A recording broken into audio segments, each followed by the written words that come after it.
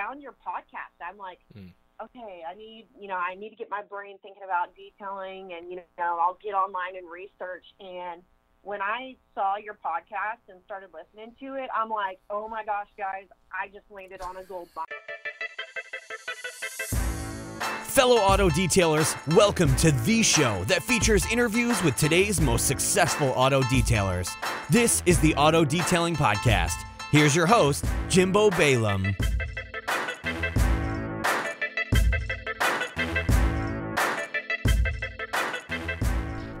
What's up, everyone? Welcome to this episode of the Auto Detailing Podcast. Today's episode is very, very cool, so I hope you enjoy it. As always, this episode is brought to you by the Detailer Inner Circle. You can learn more at detailerinnercircle.com and, of course, jimbodaily.com, all the auto detailing accessories I use. I think I'm planning a little rebrand on that, so stay tuned for that. But for now, jimbodaily.com, and Detailer Inner Circle. Hope you guys enjoy this episode.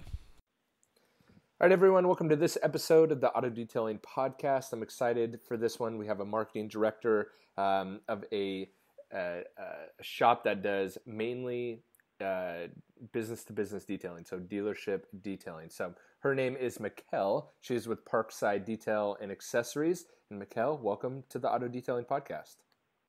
Yeah, thank you for having me. I'm really excited about being on your podcast. I listen to a lot of your podcasts just, when I'm trying to come up with ideas and things. So it's really exciting for me to be on here today. And thanks for taking the time. And like I told you when we just had our brief phone call, I really like to try to get the female voice or the female side of things. Sometimes, especially the detailing industry, can get so male dominated that it's nice to bring in a different perspective. I know for me, whenever I bring my wife into something, whether it's like an episode idea or a video idea or whatever, she always has like a way better idea and a way better execution. So it's usually our smarter counterparts happen to be female. So anyway, but tell us about Parkside Detailing, and then also tell us about you and your role there and how that came to be.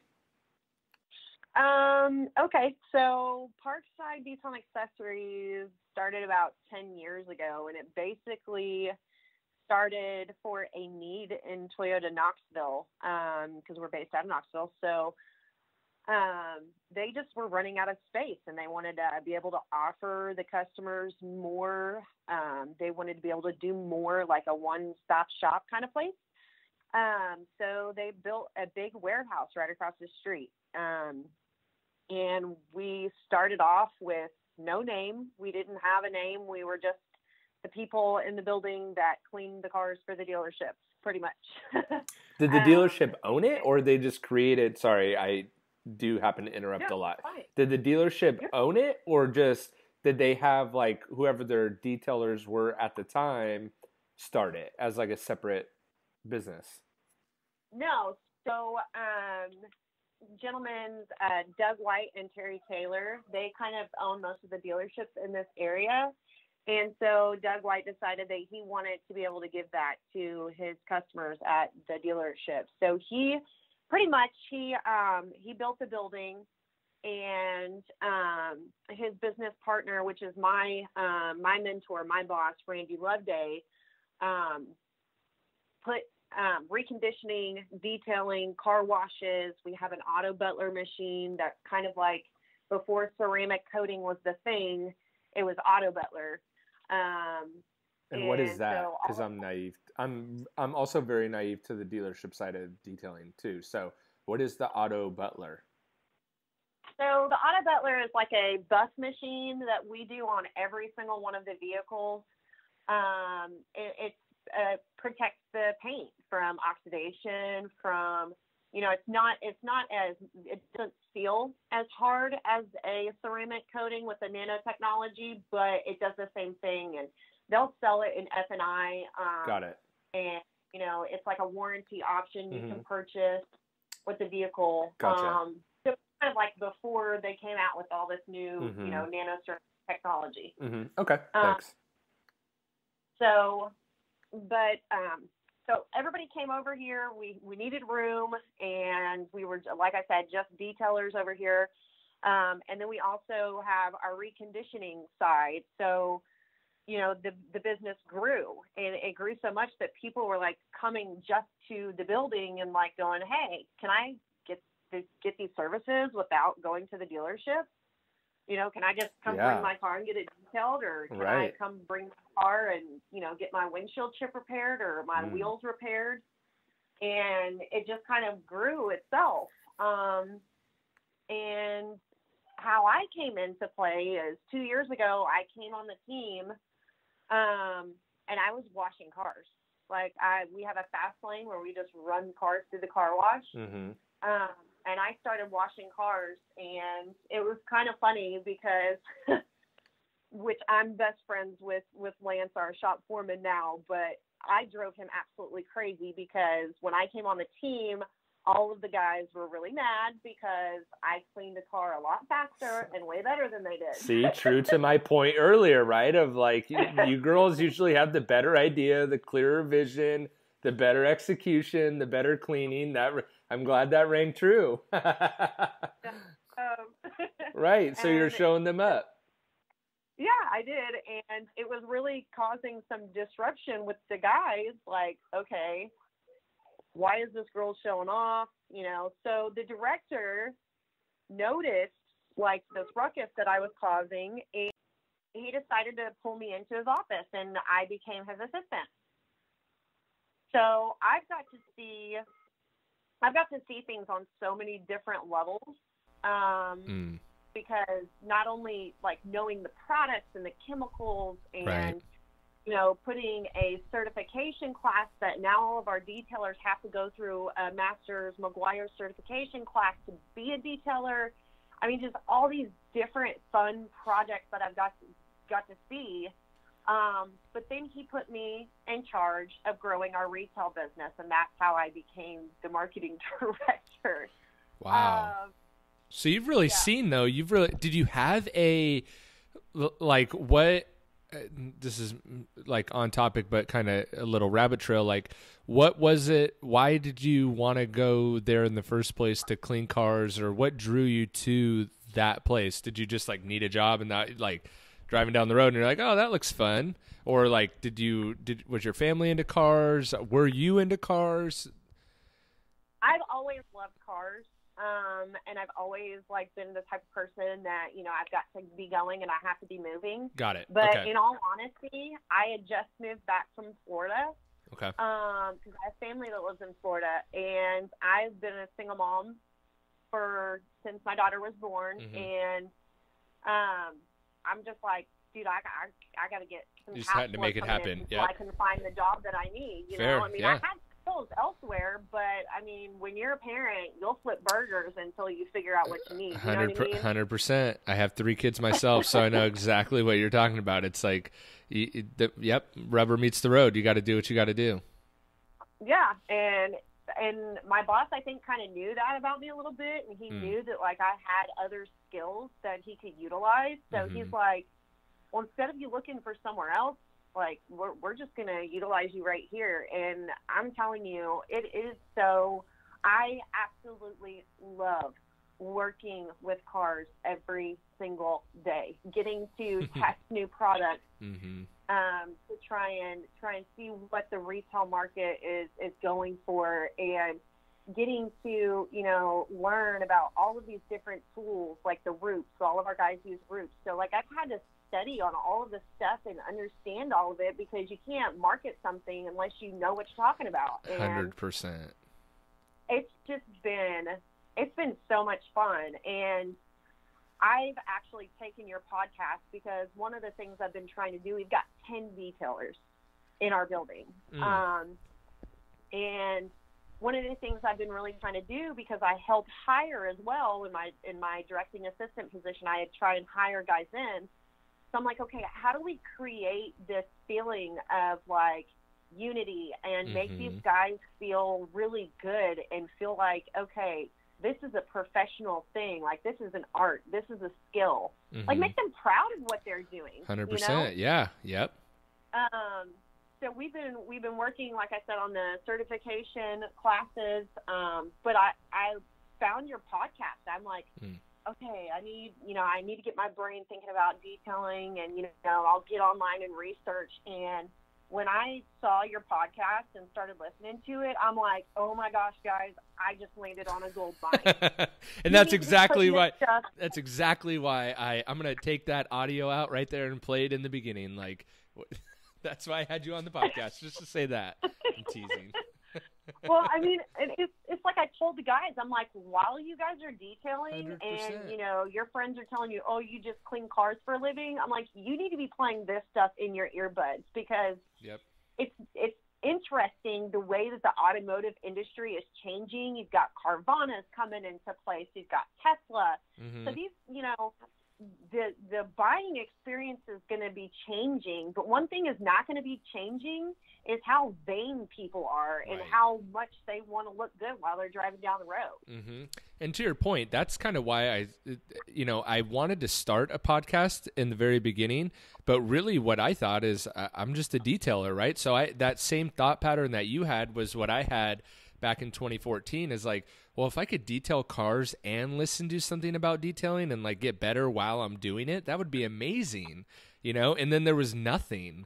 And I was like, I was shocked that there was no podcast about detailing, which is how I got the name, the Auto Detailing Podcast. But then I was like, well, I don't think I know everything. So that's why I started interviewing people and even continue to this day. And because I think there's always something to learn and glean out of these conversations, And I'm just sitting here thinking like where you're at is like amazing. And to everyone listening, you and I have interacted a few times on Instagram, but other than that, I really don't know anything about you or the business. Right. So, but hearing it, I'm like, wow, how smart of those, dealership owners to create this place. 'Cause I'm also a huge fan of like multiple streams of income, right? As a little side topic that I talk about sometimes. So it's like, I see that. And then for you, I'm like, wow, she starts as like this car washer, but then she's really like in this matrix of like this awesome organization with like a million paths to go for a career. It's like, I'm like, this is awesome. I feel like, and I love it. So I have no idea what that whole tangent was about, other than to say, I like this. I like this conversation. How about that? But I think how about I wrap it up in this bow? I like that, I think dealership detailing, and I've had a guy named Jim Jones, not the rapper, June Jones. He's in Oklahoma as well. Or you're in Tennessee. He's in Oklahoma. But I had him on the podcast because a while back, because he worked at a dealership doing detailing. And I felt like to the retail detailer, dealership detailing has such a bad rap. But when I had June on the podcast, he talked about how there's so much growth opportunity within an organization like a dealership. Absolutely. And I kind of feel like that's kind of what you've really taken advantage of in a good way, is kind of the growth opportunities that something that has, I guess, as much financial backing as a dealership can, to where you can really grow and expand your career within that organization. Mm-hmm. It's really neat. We do a lot for the service drives too, because like I said, we do wheel repair. Right. We have two paintless dent repair gentlemen that are in there 24/7 in our bays, and normally that's just only mobile service. Right.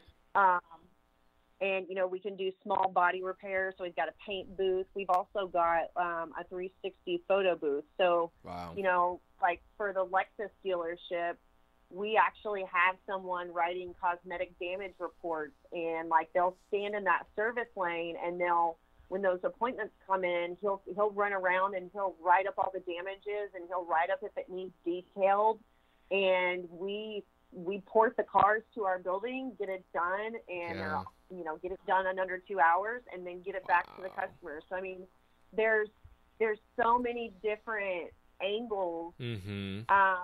And we've already got that tapped into it. So now it's like, we're trying to join you guys. Like we want to get that retail business and figure out how to be mainstream, and what is it about us that's going to make customers want to come to us, you know? Right. And that's what I was going to ask. That was going to be my next question. When you mentioned a little while back, you mentioned retail. Did you mean, when I first heard it, I thought maybe like having a retail showroom to like sell products, but is it that, or is it how are you trying to get the retail customer to bring their car in there for detailing and restoration services?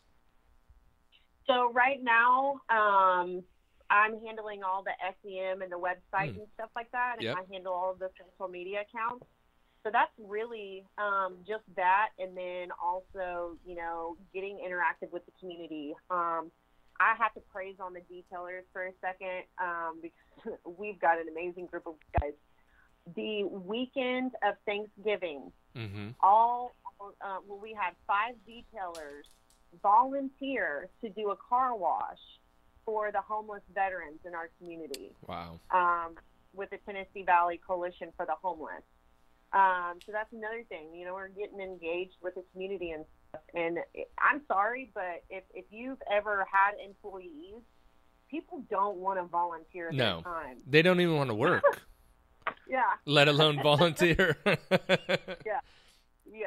So, you know, that's the way we're kind of trying to reach out into the community, because we see all these smaller shops that it's like, you know, they've got their own style, and you know, people come in and it's like a buying experience. And so we're trying to, you know, bring it to like, okay, we're not catering to you know, a corporate business anymore. Like, let's figure out how to make a customer feel like, wow, you know, give them that wow experience when they come in, other than just the quality work. But right, you know, we've got a small showroom, but it's just, you know, it's not what we're used to.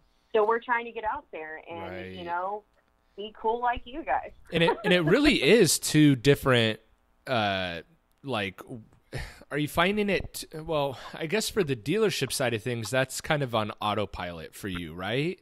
Because it's just coming in and you got the service guys maybe upselling or selling detailing services or rim repair or whatever. Is that kind of on autopilot, or what kind of marketing, and I realize that maybe kind of sounded rude, but what kind of marketing goes into like offering the services at the dealership? Is it reaching other dealerships that these guys don't own? And how does that marketing or SEM differ from like the retail side of things? Is it just having like a sign out front and a nice like showroom? I don't know. Well, like, okay, so think about it. A customer comes in to purchase a car from a dealership. They have to have that, you know, they get all warmed up and they get, you know, that time and that attention spent with them in the dealership, you know, hey, we're going to sell you this, and this is what we can do for you. This is, you know, if you know anything about sales, you got to warm that person up to you. So you've already done that. The customer's already done that dance before they come to our building when it's when we're servicing the dealership. Gotcha. But so really, I mean, we're at a place where we're trying to figure out, you know, you got to know what your brand is. You got to know what you want your customers to feel when they walk into the room. And, you know, so we're trying to figure out what our dance is with the customer when they come in. And you know, we've got a great group and we're going to figure it out. And it's, you know, it's going to be amazing. But as far as like the marketing goes, so I do business to business marketing. So I have to market to the dealerships. I don't market to their customers. Right. So I market to the managers. I help the managers out. Hey, what can I do to help our services better you? So I'm marketing to the dealerships themselves. I don't deal one-on-one with customers. But then, you know, and you got to think about, you know, the psychographics of that, like what the dealership is wanting, and then compared to just, you know, John Doe walking down the street, his mentality is going to be a little different, and it's a completely different demographic. So you have to have someone that really understands how to like navigate back and forth between this person, you know, is a retail customer and they're thinking one type of way, and then, you know, this person's already purchased everything from us across the dealership. Right. And they're just dropping their car off to get services done. So it's completely different as far as the marketing aspect. But it's so much fun because, I mean, like, I'm all over the place. I got to stay doing a million different things. So this, like, probably is the best position I've ever No kidding. been in No, my life. it really seems like you're in like an amazing position, and not only from the marketing standpoint, but I'm also seeing too, like, and you get to see like the rim repair, you get to see the dent repair, you get to see like the minor body damage repair, probably like bumper resprays and stuff like that. I'm like, oh yeah, the things that you have your hands in are like are really invaluable when you learn all those. What So I have a few people that reach out that want to, maybe they live in a community with a lot of dealers. What are some like marketing tactics that you, or maybe like tips that you could share with that person that's interested in going into the dealership side of things? Now, it's probably going to be a little bit different in the sense that they will probably be like not have a facility next door to the dealer, but maybe they would, right? So what marketing tactics would you give, or what advice would you give to a detailer that wants to attract or get more dealership work? Who do they talk to? Where do they start? How can they do that? You know, usually it's the GMs that make that decision. So your general managers is who you're going to want to talk to. Trying to talk to a salesperson is going to, you know, get their attention. But I mean, you definitely want to talk to a general manager when you go to a dealership. And you got to think about it. I mean, it's all business. You know, there's so much competition out there. The biggest thing I can say when you are marketing yourself is, what is it about your services or your details, or what is it that you do that sets you apart from the next person? Because that right there will help you get in the door, because you got to think about it. You know, these mobile detailers and these mobile reconditioning places, I mean, we deal with it all the time. We've got people trying to come to the dealerships and, you know, hey, I can do this dent repair real quick, and they'll come by once a week in their mobile dent repair, you know, and they try to get the business, and they do it at some of the dealerships. But, you know, so you got to think about, you know, this overload of, you know, people that are in the market now. Mm-hmm. They're getting hit left and right. So, you know, they're wanting something. They're wanting something to stand out. Like when you're going to sell yourself, like, you know, why should this dealership choose me over the other 10 guys that have already stopped by here trying to offer? Mm-hmm. You know what I mean? Right. I mean, you've got to have that. And I mean, that's just for anything really. Mm-hmm. And it could be something as simple as, I don't know. I mean, it could be something as simple as, you know, working, you know, in bulk. Like, I mean, I don't know. That's really the biggest advice I could give. Just be different than everyone else, because they get hit so many times every single week.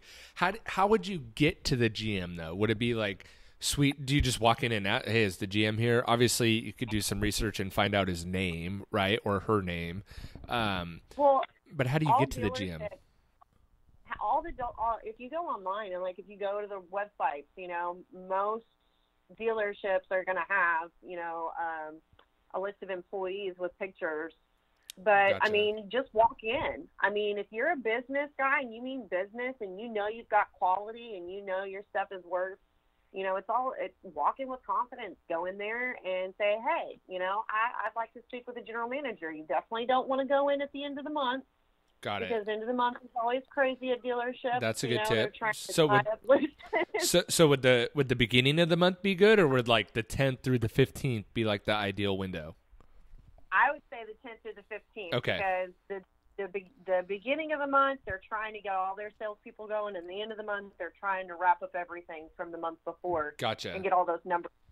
So okay, that's a huge tip. And that's what they study. Yep. No, that's a huge tip right there, right? Because timing is very important, right? And if you go at the wrong time, you know, you may be inflicting more work than you need to, right? So that's a very, very good tip. Go in the middle of the month, not the beginning or the end. Love Yeah. that. Yeah, go ahead. So yeah, that's really all I have as far as. And you guys have a huge shop, and I know that dealership detailing. I'm looking at your guys' Facebook page right now as we talk, and I know that dealership detailing. I don't think it does as much anymore, but for a long time, I feel like it got a bad rep, at least with, I guess, quote unquote, retail detailers. But man, you guys have a great looking shop. I mean, the pictures are great too, but it's massive. 30,000 square feet, roughly. So you have a 30,000 square foot, basically reconditioning facility. Yep. Any kind of automotive cosmetics or accessories upgrades, we do it in this building. We are one stop. And you guys got everything from the. It looks like you have little carts with like chemicals ready to go, kind of like mini detail carts. It looks like that. Obviously using Meguiar's, Dr. Color Chip, Rupes. I mean, you guys are like, you guys are there. Yeah, we. What's neat for our detailers, they don't have to. They actually can't bring any of their own tools in because we're very specific about the types of pads they use, the types of the compounds that they use, the waxes that they use. All of that is supplied to them, and they all have to go through a certification class that teaches them about, the pH levels and why certain chemicals do some certain things. I mean, we take our detailing very, very seriously here, but we also clean $100,000 cars on a regular basis from, and it's not, it's for a business, right. Right. So we have to, we have to produce quality all the time, Yes. But our detailers, we have someone come in and change out their towels for them.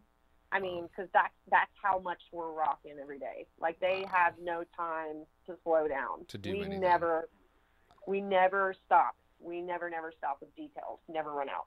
Wow. And we're blessed for that. We're very, very blessed for that. Yeah, that's amazing. Are you seeing, I was talking to my friend Marty Hill, who also does a podcast, the Pints and Polishing podcast, and he's actually in Oklahoma too. And he does a little bit of service for dealerships on the chemical side of things. And he's been saying, and so I want to pose this question to you.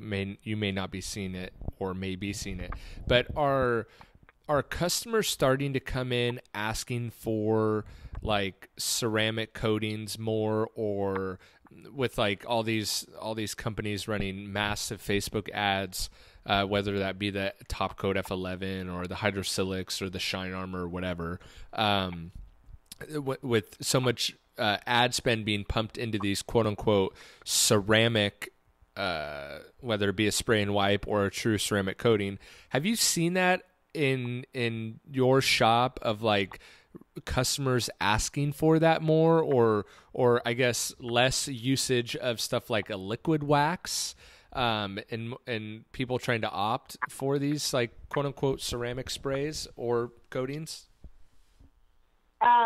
So we are seeing that more, especially here in Knoxville. We've got a Ceramic Pro in our area. We've got a lot of different ceramics going and being marketed. We're actually testing several different ceramic coatings right now, and it's funny that you said Pints and Polishing podcast. Yeah. I got some chemicals from him, and I've got a cup sitting here on my desk. Oh, cool. Yeah. What, did he send you his coating or I'm guessing it was his coating. So my distributor, I have my distributor with Meguiar's. Okay. He helps me hunt down chemicals because Gotcha. I just have something going on. I'm like, hey, we need ceramics. I need you to send me like 10 different ceramics because we've got to get this guy ceramics. And because there's a need, Yep. The only thing that I see with the ceramic coating is, I mean, part of me feels like it's just going to be a trend. Yeah. Okay. Because it's really high priced. You're only hitting a certain demographic with that. Mm-hmm. But we're testing them right now, and yes, to answer your question, there are people coming in asking for it. So yeah. Gotcha. Just there. curious. Just curious because it's interesting to see. It's like I compare coatings to like the clay bar. Like customers have no idea what it does, right? Like the general consensus is that they think it removes scratches, right? So, and I'm like, man, the clay bar's been out forever, seemingly, right? And they still have no idea what it is, but they want it, right? Because they know it's good in some fashion. And I just feel I'm eager to see if the same thing is going to happen with coatings, where customers just want it. They don't really know what it is or what it does, but they've just heard it so much they just want it. So I wondered, on the dealership side of things, if that was the case. So that's interesting to see it. It is. Yeah. I mean, you've got, of course, your car enthusiasts. They're going to know about it. Of course. Right. But, for me, seeing this, it's like when I go, I want to find the best ceramic coating that is going to be able to be affordable for us to offer it to a wider range of people. And I just noticed Meguiar's came out with this retail spray, this ceramic 3-in-1 spray. Yep. I'm dying to try that. Like I call my distributor. I'm like, why do I not have a bottle of this yet? I need this now. Yeah. Are you talking about the hybrid ceramic? Oh gosh, the hybrid ceramic wax? Yep, so, the 3-in-1. Well, what's interesting about that spray on ceramic wax is that it's actually a retail product. Yeah. It's not even in their professional line, so I'm eager to try it as well. I just did some videos on the M110 and had some lengthy talks with Michael Stoops and Mike Pennington about those products. But yeah, when I saw Meguiar's launch that too, I'm like, whoa, interesting play to the retail market. And I thought some quote unquote professional detailers would hate that it went to the retail market. Excuse me. And especially with Meguiar's marketing is so stinking smart. So smart. They're just like, okay, you guys are going to offer this ceramic coating to only one type of person. Well, we're just going to dominate by making it affordable to everybody. It's like, oh my gosh. Well, and they've done that with their ultimate all-wheel cleaner. That's a phenomenal decon remover. They did it with the Meguiar's Fast Finish. That's another phenomenal, and I love how they name it too. They put the word wax in there because that's the term that the retail public knows. They don't know sealant or not yet coating. Sealant never really caught on in my neck of the woods. People were constantly confused by a wax and a sealant. And coating hasn't quite caught on, but when they called it a ceramic wax, I'm like, oh man, nailed it. And then it's a consumer grade product, or not consumer grade, but marketed to the consumer. And I think it's amazing for detailers because I think it's bringing that ceramic term down to the layman, which will in turn benefit professional detailers when they, customers get well acquainted with that word. Yeah. So nice. Yeah. I've noticed here in our market, and I think it's probably the same way everywhere, but everything I see on our SEO is wheels. So we've got express services over in the Lexus service drive, and I'm actually in the middle of doing some research on a product that is going to be specifically for wheels that can be applied in 2 hours. Okay. But for that kind of a customer, like you're thinking, okay, this person's bought a Lexus. Like right. It has to be a product that absolutely blows your mind. And you're talking spend money. You know what I mean? 100%. And you're talking about some sort of protective coating on the rim that would like repel brake dust or something, or prevent erosion, or okay. Yeah, and I've seen a couple different products. I just, one thing that just is kind of, weird and crazy to me is that, you apply these coatings, these ceramic coatings on vehicles, and then you can't run them through a car wash. And it's like, right. That's really limiting. That's really, really limiting to a consumer, I mean, maybe that person doesn't always hand wash their car. Right. You know? Well, and that's where a lot of detailers are getting themselves in trouble and kind of where it's adding confusion to the ceramic marketplace is that, the coating companies are selling it as this like extremely hard layer, right? This extremely hard barrier. But then you have to maintain it in like it's super, super delicate. Right? Yeah, So don't run it car wash. Right. Don't withstand anything. Don't do anything. Dry it with a blow dryer and don't touch it with a towel. And it's like, wait a second. Like, and this is why I've said for a long time for detailers to not tie themselves to a specific brand too heavily. Like, never put a brand over your own company name because it's ridiculous. It's like, these coating brands obviously don't really care because they're willing to sell anything, but it's just to the consumer, it's insane that to your main selling point is the hardness of the coating. Yet to your point, it's like, no, don't run it through a tunnel wash. Like, why would you do that? That's going to ruin the coating. And it's like, but I thought it was, and I've actually had a customer take a detailer to small claims court over this exact issue, and that detail shop lost because the customer was not informed properly. They, they in their mind, and it was a miscommunication on their end, right? I got pulled in as a third party and kind of dragged through the mud on that. But the issue was with the customer was like, I thought this was like bulletproof, and now you're telling me it's super sensitive. Like, what did I even pay for then? Anyway, that's, I think my personal opinion is, not that anyone asked, but like the ceramic spray wax and these spray and seals or spray, like these ceramic coating lights, are going to be kind of the wave in the long-term, ceramic coating in a bottle is kind of going to not fizzle, but not be as, I mean, there's a lot of holes in it, not only with the hardness thing and then not run it through a tunnel, but you never see that customer again, or they have to come back for yearly maintenance. And it's like, well, what's the point of a yearly maintenance? I thought this was like a lifetime thing, a lot of confusion for the end customer there.